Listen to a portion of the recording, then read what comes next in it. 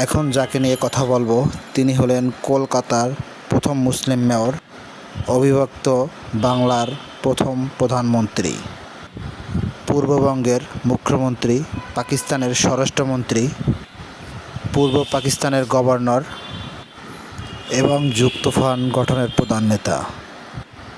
তিনি শেরে বাংলা একে ফজলুল হক।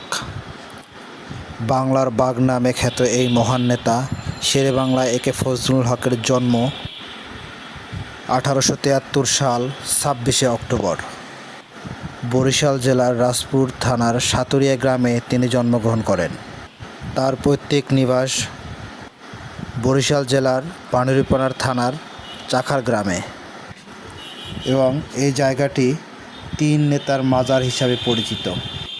এই জায়গাটির অবস্থানকাল ঢাকা বিশ্ববিদ্যালয় এবং সোহরাওয়ার্দী উদ্যানের এক অংশ এবং বাংলা একাডেমির ঠিক সামনাসামনি এলাকা। এই তিন নেতার কবরস্থানে যাদের নাম লেখা আছে তারা হলেন নেতা খাজা নিজামুদ্দিন, হোসেন শহীদ সোহরাওয়ার্দী, শেরে বাংলা একে ফজলুল হক। এই তিন নেতা ছিলেন বাংলার গর্ব, বাংলার অহংকার, বাংলাদেশের অঙ্গীকার। বাংলাদেশের গর্ব শেরে বাংলা একে ফজলুল হক যখন শেষ নিঃশ্বাস ত্যাগ করেন 1962 সালের 27শে এপ্রিল শুক্রবার সকাল 10 ঘটিকায় শেষ নিঃশ্বাস ত্যাগ করেন। মৃত্যুকালে তার বয়স ছিল 88 বছর।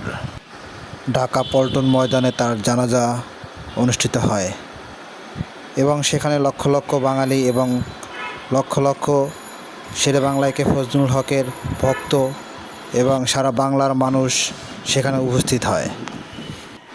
সে যেদিন মৃত্যুবরণ করেছিলেন সেদিন রেডিও পাকিস্তান সকল প্রকার প্রোগ্রাম বন্ধ করে শুধু কোরআন পাঠ করেছিলেন, শুধু তার সম্মানার্থে এবং তার শ্রদ্ধা ও ভালোবাসায়, এবং জাতীয় পতাকা অর্ধনমিত রেখে তার প্রতি সম্মান প্রদর্শন করা হয়েছিল।